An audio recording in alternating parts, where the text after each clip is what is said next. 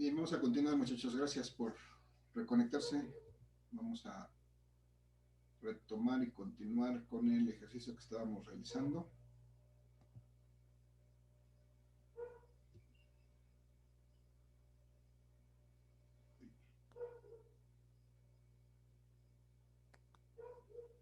Si es que encuentro mi presentación, perdón.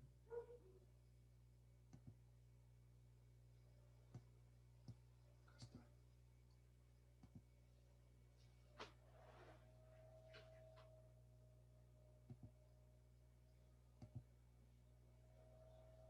Bien, ahí estamos. Entonces, calculamos el potencial eléctrico 1 y el potencial eléctrico 2. Ahora vamos a calcular el potencial eléctrico 3.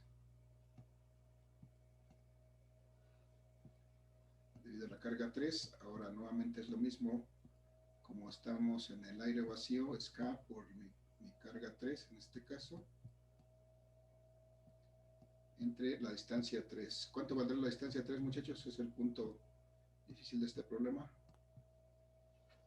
Lo mismo, 7.07. Mismo, sí, como es un cuadrado, pues todas las distancias equidistan de ese centro de este cuadrado.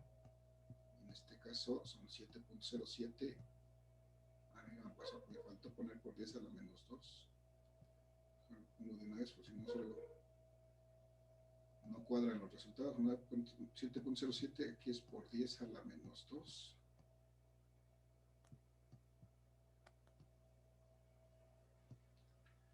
Igual aquí abajo, entonces es 9 por 10 a la 9 por la carga, en este caso es de 20 microcoulombs, pero es negativa, menos 20 por 10 a la menos 6.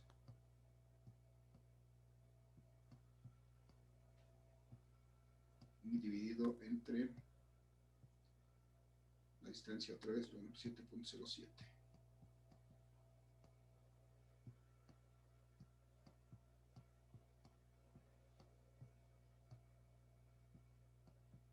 Y está a la menos 2. Bien, ¿y cuánto me da esto, muchachos? Ahora sí es el doble. Sí. Son 25.45. 25.45, gracias. Negativo. Negativo, muy bien, gracias. Gracias, Dulce. 25.45 por 10 a la 5. Y como quiero calcular el potencial eléctrico total, desde luego todos son volts. Aquí me faltaron las unidades, también son volts. Como quiero calcular el potencial eléctrico total, como ya lo indiqué arriba, pues simplemente tengo que sumar estas tres cantidades. ¿Alguien me dice cuánto es? Menos 12.72 más 25.45, perdón, los dos negativos, más 6.36. 37, 38, menos 31. 3.181. ¿Cuánto? Menos 3.181 megavolts. Ya por 10 a la 6, ¿no? Menos 3.81. Bueno, aquí me daría menos 31.81 por 10 a la 5. Si respeto los exponentes que tengo. Si luego en la calculadora, pues directamente me va a dar, como dice el compañero, menos 3.81 por 10 a la 6. 10 a la 5. Y entonces el potencial eléctrico, llamamos en total en el punto B, va a ser de 3.181 megavolts.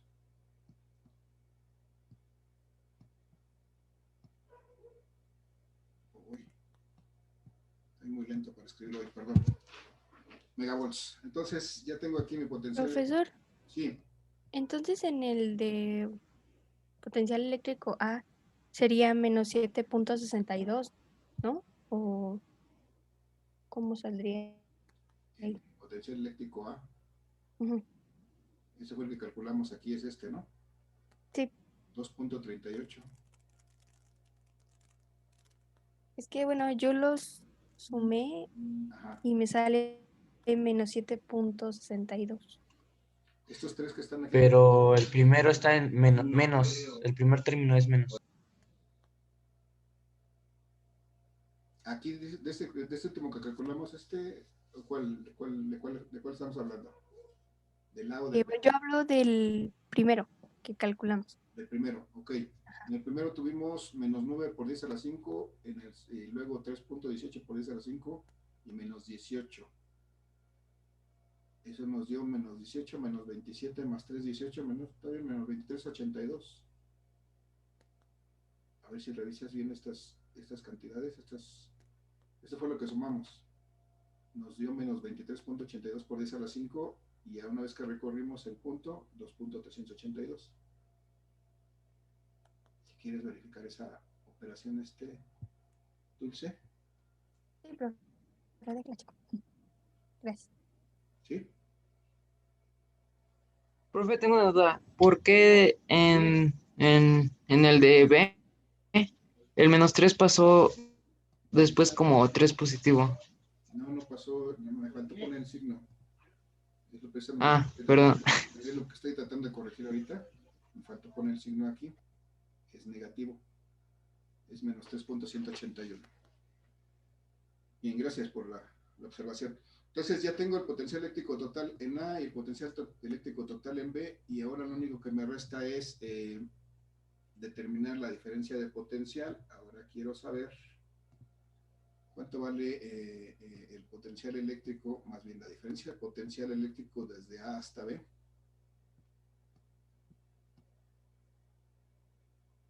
¿Y eso a qué será igual por definición, muchachos? ¿A qué le resto? Recuerden que es una diferencia, es una variación. ¿Qué le resto a qué?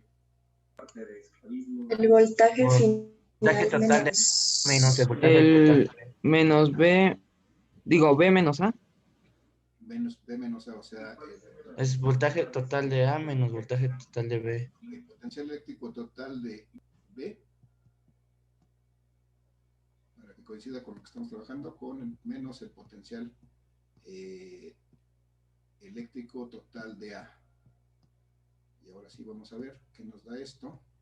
El potencial total eléctrico de B es el que acabamos de calcular, de menos 3.181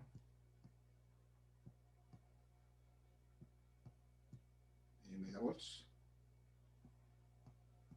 Y luego a eso le vamos a restar el potencial eléctrico en A, que también es negativo, menos 2.382 megavolts. Como los dos son megavolts, los puedo sumar así directamente, pero tengo que tomar en cuenta estos signos, megavolts. Entonces, menos 3.181 menos por menos más, menos 3.81 más 2.382, muchachos, ¿cuánto me da la diferencia de potencial de A a B? Menos 0.70. Bien, menos 0.79, 79. gracias. Menos 0.79 y desde luego son megavolts.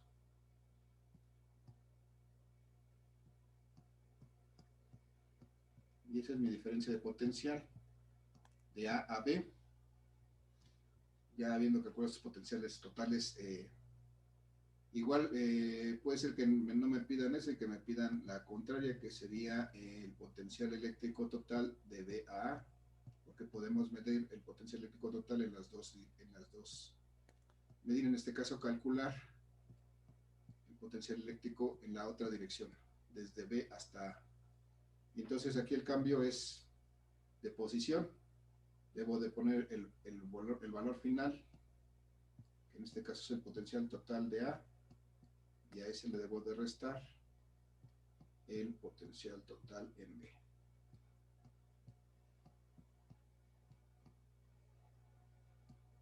Y esto me va a dar menos 2.382, que es el potencial total en A. ¿Sí? 2.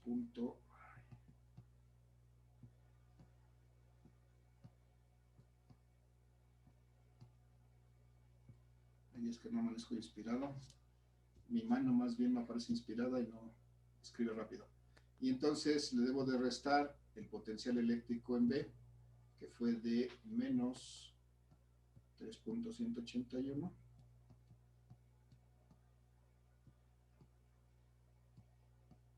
megavolts. Y ahora sí, muchachos, ¿cuánto me da este potencial eléctrico de B hasta A? ¿Aquí es igual? 0.79 megavolts. 0.79 megavolts. Si recuerdan, habíamos comentado que efectivamente numéricamente son iguales las dos diferencias de potencial. La diferencia es el signo.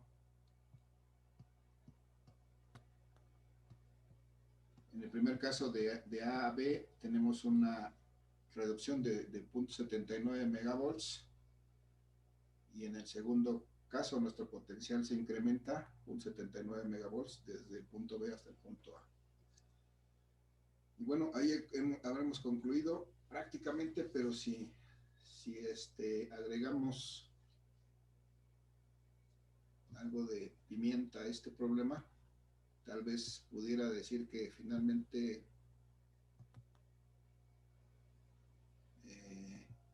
se me ocurre que pudiéramos colocar una carga de prueba aquí, en este punto central,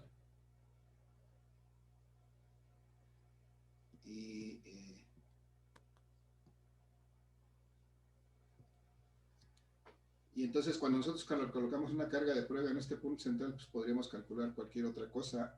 Por ejemplo, podríamos calcular la fuerza que genera cada uno de estas cargas sobre esa carga de prueba. Podríamos calcular el campo eléctrico que genera cada una de estas cargas sobre ese punto donde está colocada la carga de prueba.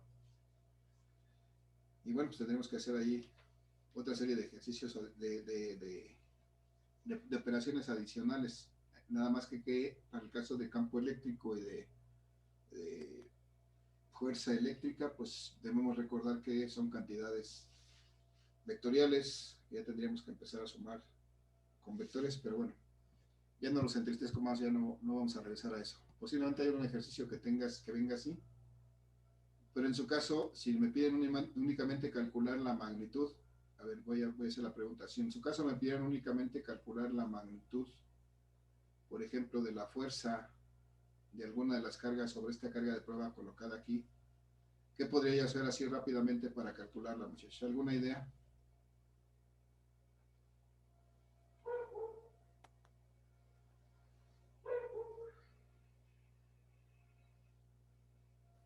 No, quién sabe. ¿Verdad?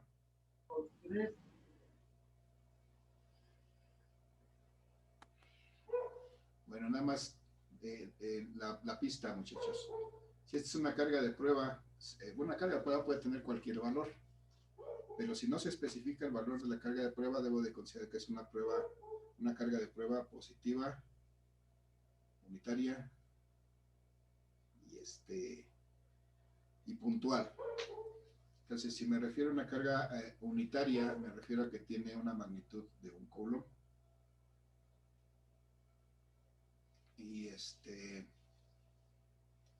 Y bueno, más bien aquí era para ver la relación entre el campo eléctrico. ¿Se acuerdan cómo era la diferencia entre la expresión del campo eléctrico y este potencial eléctrico, muchachos? Voy a poner aquí la ecuación. Era La distancia es el cuadrado, ¿no? Así es. Sí. Cuando yo quiero calcular campo eléctrico, yo sé que esto es la constante K por la carga que genera el campo entre la distancia. Y cuando yo quiero calcular potencial eléctrico, perdón, en la distancia al cuadrado. Y cuando yo quiero calcular potencial eléctrico, pues es nuevamente la constante del medio por la carga que genera ese potencial eléctrico entre solamente la distancia. Entonces veamos que la diferencia entre estas dos solamente es esta. este cuadrado. Entonces, yo pregunto, muchachos, nada más es una pregunta capciosa de reflexión. ¿Qué podría hacer para pasar de potencial eléctrico a campo eléctrico? Solamente elevar al cuadrado la distancia. ¿No? Solamente elevar al cuadrado la distancia o dividir otra vez aquí entre la distancia y con eso ya podría si yo divido otra vez entre esta distancia, entonces llego a esta expresión. ¿Sí o no? Hago productos de extremos entre productos de medio, me queda acá por Q entre R cuadrada, que es lo que tengo exactamente aquí. Efectivamente, como nos decía Alejandra, tomar esta distancia al cuadrado y con eso ya convertí este potencial eléctrico en campo eléctrico. Entonces ya tengo aquí un valor, muchachos, de potencial eléctrico y me piden calcular el campo eléctrico a partir de este valor. Pues lo único que tengo que hacer es cambiar o dividir directamente este valor otra vez entre la distancia. Y con eso lo convierto en campo eléctrico. Desde luego en la magnitud del campo eléctrico. ¿Sí me explico? A la hora de resolver un problema, si ya tengo potencial eléctrico y me piden calcular campo eléctrico, pues lo único que tengo que hacer es dividir nuevamente ese valor del campo eléctrico entre la distancia y ya llegué a encontrar el valor, perdón, ese potencial eléctrico entre la distancia nuevamente y ya llegué a su valor de campo eléctrico.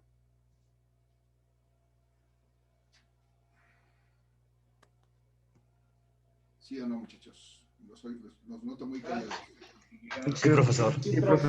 Sí, profe.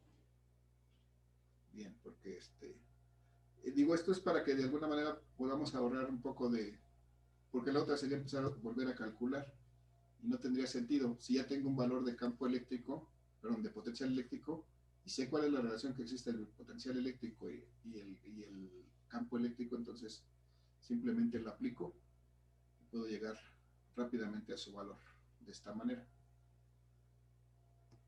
Bien, muchachos, hasta aquí este ejercicio de campo eléctrico. Los ejercicios que les voy a poner son son muy similares.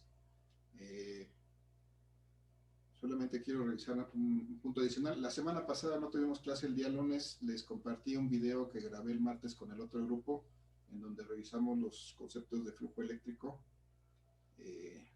densidad de flujo y ley de Gauss. Entonces, ya lo tienen ahí para revisarlo y me gustaría, si el día de hoy, hacer un par de ejercicios nada más para ejemplificar eso, para terminar esta sesión. Antes de pasar a eso, muchachos, pregunto alguna duda, alguna pregunta, alguna observación respecto a este cálculo, este ejemplo. No, profe, todo bien. ¿Todo bien? Bien, gracias. Entonces voy a dejar de compartir esta presentación y voy a revisar la otra que corresponde a flujo eléctrico. Permítanme un tantito.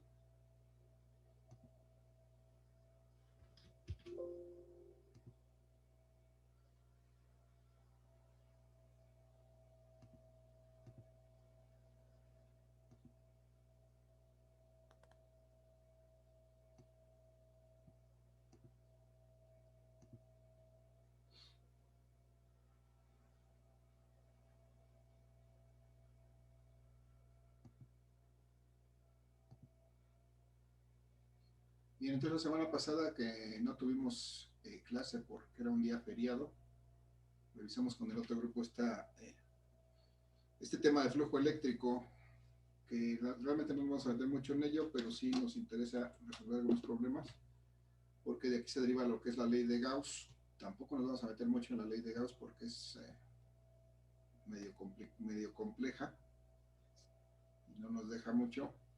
Pero entonces, bueno, revisemos esto rápidamente, muchachos. Estas líneas de fuerza que atraviesan una cierta área, a eso es lo que denominamos el flujo. En este caso el flujo electrostático, el flujo eléctrico, son las líneas de fuerza que atraviesan una cierta área. Entonces, aquí tenemos, por ejemplo, una superficie circular que es atravesada por líneas de flujo, pues o líneas de fuerza eléctrica. Aquí tenemos otro ejemplo en la parte central, donde hay una superficie que es atravesada por líneas de fuerza o líneas de campo eléctrico. Y en esta tercera imagen, pues tenemos una superficie ahí irregular que envuelve a una carga y vemos que atraviesan las líneas de fuerza que se generan en esta carga, atraviesan esa superficie. Entonces eso es lo que referimos cuando nos referimos con flujo eléctrico, unas ciertas líneas de fuerza eléctrica que atraviesan superficies imaginarias que nosotros construimos alrededor de las cargas eléctricas o los cuerpos cargados eléctricamente. Aquí viene la definición de lo que es el flujo positivo o negativo. Aquí viene, bueno, todo el rollo de cómo se relaciona este flujo con el área y que eso es perpendicular, perdón, es proporcional al campo eléctrico. Y llegamos a establecer unas ecuaciones, les voy a pedir que revisen ese video para no detenerme mucho aquí. Finalmente llegamos a establecer la ley de Gauss, que me dice que la suma algebraica de las líneas de fuerza que salen y que entran a una superficie cerrada es igual a la suma algebraica de las cargas eléctricas encerradas por esa superficie. Bueno, aquí hay dos maneras de expresar eso. El flujo eléctrico es igual a la carga, o la suma de los flujos eléctricos es igual a la suma de cargas. Eso es la ley de Gauss, simplemente así de manera más condensada.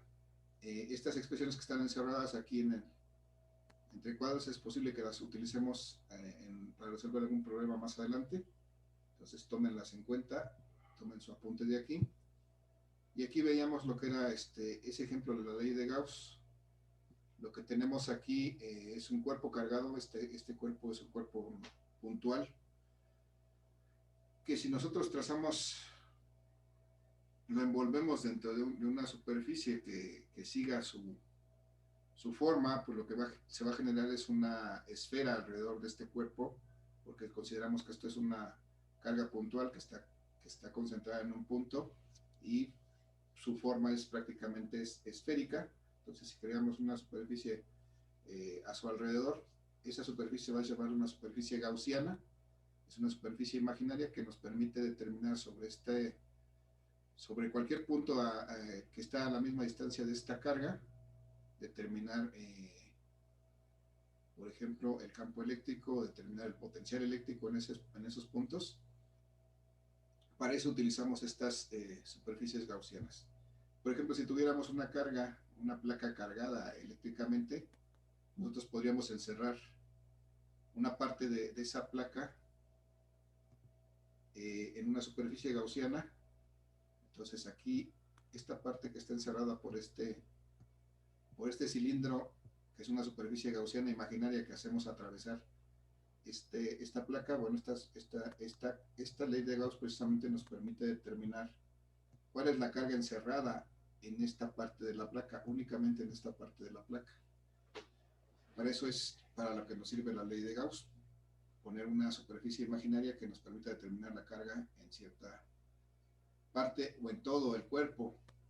Acá tenemos otro ejemplo en el cual tenemos un cuerpo largo que está cargado eléctricamente, y entonces a lo mejor lo que nos interesa es solamente una sección de ese cuerpo, determinar cuál es la carga que tiene, y entonces por eso utilizamos una superficie gaussiana que siga su geometría. En este caso, como es un cuerpo alargado, es un cilindro, pues colocamos un cilindro encima de ella a cierta distancia, de tal manera que podamos determinar cuál es la carga que tiene esta sección de ese cuerpo, ya que pues las líneas de fuerza que van a salir de este cuerpo las estamos envolviendo en esta superficie gaussiana, y eso nos va a permitir determinar cuál es la carga de esta sección de este cuerpo, de este tramo únicamente que está recubierto por esa superficie. Es algo así medio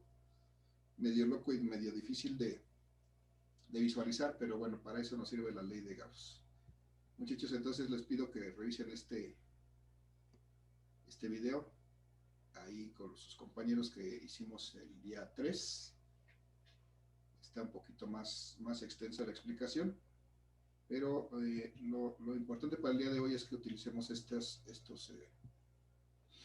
expresiones, porque estas expresiones nos van a permitir determinar dos parámetros que se llaman, uno, la densidad superficial de carga, que simbolizamos con esta letra tau, y que simplemente es una relación entre la carga que está contenida en este cuerpo y el área de la superficie gaussiana que la recubre, que en este caso, como es una carga puntual, pues la superficie que le corresponde será una esfera.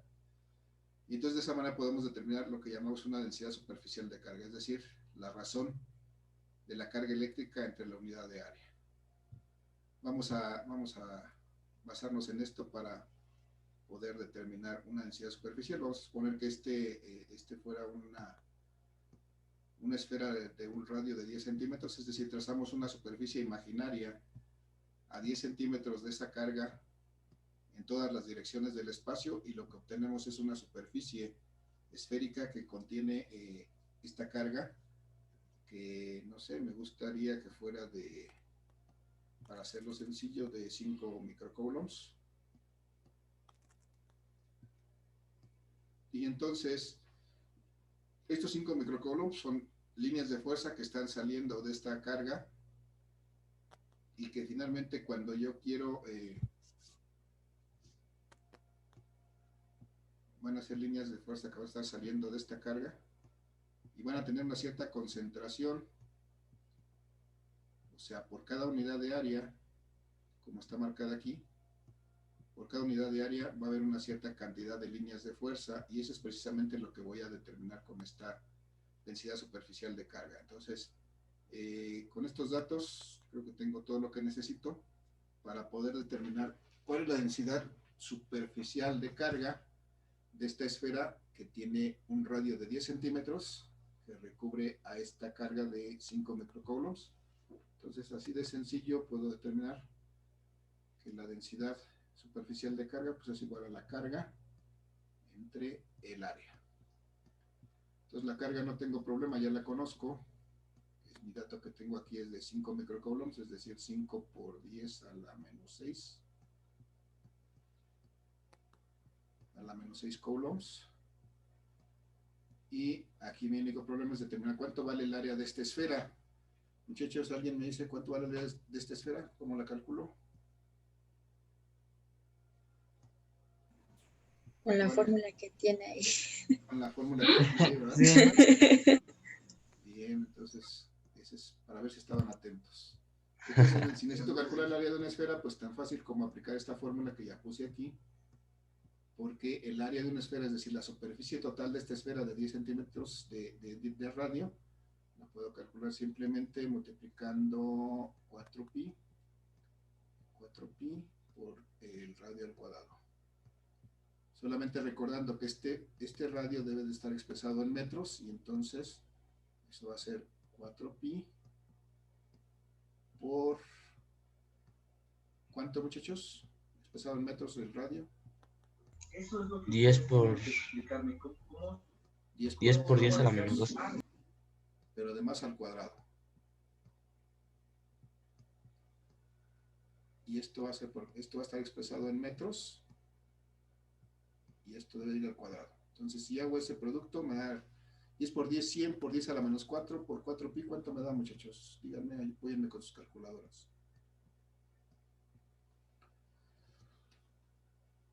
400pi por 10 a la menos 4.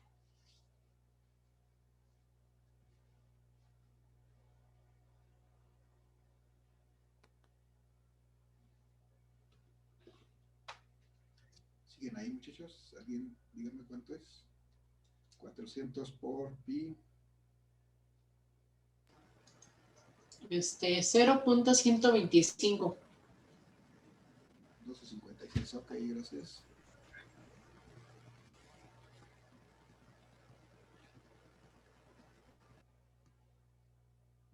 Y esos son metros cuadrados. Y entonces si quiero calcular la densidad superficial de carga, simplemente voy a dividir la carga que ya tengo ahí por esta área, que son, ya está en metros cuadrados, 0.1256.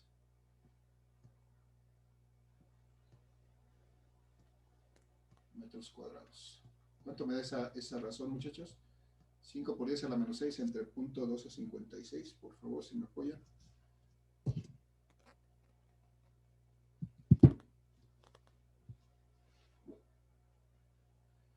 ¿4?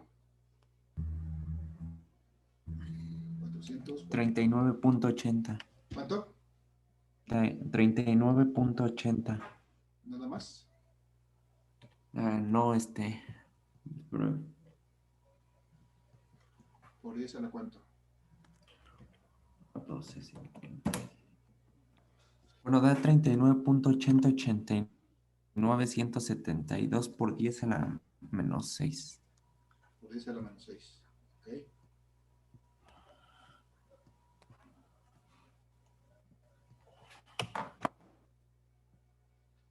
Bueno, vamos a dejarlo así. 39.8 por 10 a la menos 6 coulombs por metro cuadrado.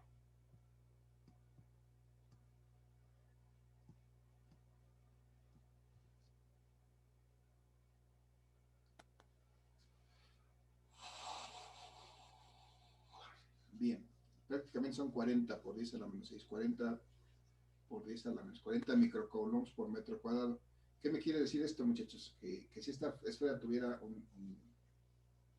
o en cada metro cuadrado de esta esfera, en este caso tiene mucho menos que un metro cuadrado, pero si pudiéramos tener una esfera más grande donde yo pudiera cortar una sección de un metro cuadrado, pues esa sección de un metro cuadrado de esa esfera tendría 39.8 por 10 a la menos 6 coulombs contenida dentro de esa sección de un metro cuadrado.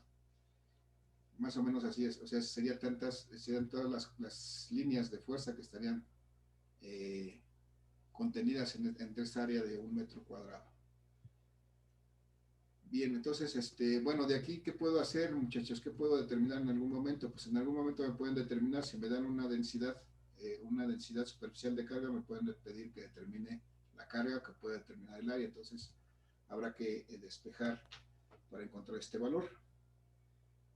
Y bueno, el otro parámetro que puedo distinguir aquí es la densidad volumétrica de carga, que resulta de dividir la carga, nuevamente, entre ahora el volumen. El volumen en este caso es una esfera, la carga sigue siendo la misma, es de 5 por 10 a la menos 6 coulombs, que es la carga de esta contenida dentro de esta esfera. Pero ahora lo que tengo que dividir es entre el volumen, muchachos. ¿Cómo calculo el volumen de esta esfera? Pues ahí ya dice también que lo puedo calcular con esa expresión matemática que tengo aquí. Recuérdenla porque esa es muy útil.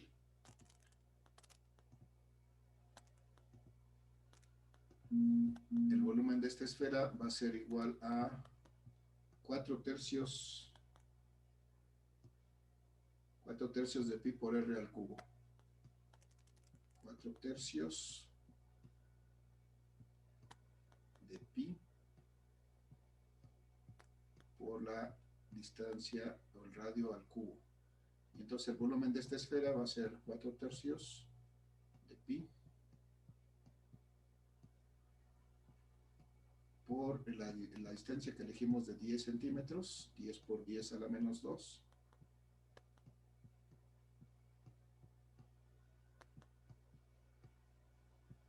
metros, pero elevada al cubo. Y entonces, ¿alguien me ayuda, muchachos? ¿Cuánto me da este volumen? 0.041. 0.041, gracias. Y aquí son metros cúbicos.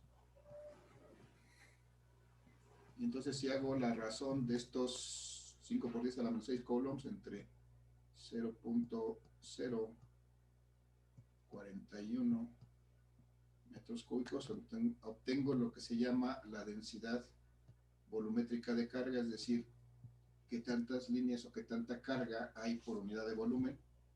¿Cuánto me da eso, muchachos? 200, no, 800, 121.95 por 10 a la menos 6. 121. ¿Punto qué, perdón? 95 21.95. Ok. 121. por 10 a la menos 6. 95 por 10 a la menos 6. Coulombs por metro cúbico. Bien, ¿qué me dice esto? Bueno, que si yo tuviera una esfera efectivamente de 1 metro cúbico completo, esta esfera no tiene 1 metro cúbico, tiene menos. Pero si yo tuviera una esfera que tuviera un volumen completo de 1 metro cúbico, estaría contenido en él una carga de 121.95 por 10 a la menos 6 coulombs, de 121.95 microcoulombs, perdón. Entonces, bueno, esta es también una ecuación que vamos a utilizar de pronto para poder determinar esta densidad de carga volumétrica, que está simbolizada con la misma letra con que simbolizamos la densidad en física 2, muchachos, la densidad de los cuerpos. La letra ρ, o nos pueden pedir determinar en su momento la carga o determinar el volumen, simplemente hay que hacer el despeje y encontrar el valor correspondiente. Profesor, en el resultado de 4 sobre 3 por pi por 10 por 10 a la menos 2 a la 13 es 0.0041. ¿Dos ceros? Sí, 2 ceros. Ok. Es 4.188 por 10 a la menos 6. El volumen. Bien, bueno, entonces estamos por terminar ya esta sesión. Hay que verificar estos resultados, muchachos. Eso ya lo pueden hacer ustedes sin ningún problema. Igual no sé si el área esté bien, pero el volumen tal vez sí sea menor. Chequémoslo, muchachos. Nada más me resta recordarles que voy a publicar por ahí las actividades al respecto, los ejercicios para estos temas. Y bueno, estamos ahí en contacto para las dudas y nos vemos en la siguiente sesión, muchachos. Está por terminarse esta. ¿Alguna duda adicional, muchachos, antes de cerrar? ¿Un comentario? No, prof. No, Bien, pues gracias, muchachos. No me queda más que agradecerles su asistencia. Desearles que tengan un excelente día y nos vemos el día miércoles. sí, profesor. Hasta Buen luego. día. Adiós, profe. Gracias, profe. Para todos. Hasta luego.